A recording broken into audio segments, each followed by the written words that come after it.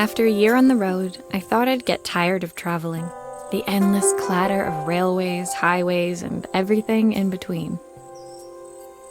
But as my train pulled into the station at Bellariva, I felt every bit as excited as the first day of my journey. A whole year. It felt like a lifetime. The places I'd seen, the people I'd met, of course, the forgotten treasures I'd given a new lease of life along the way. I'm a restorer by trade. Bringing our most beloved possessions back to life is what I love to do.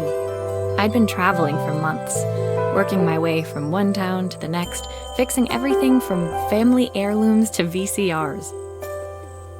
Bellariva was my chance to take a break.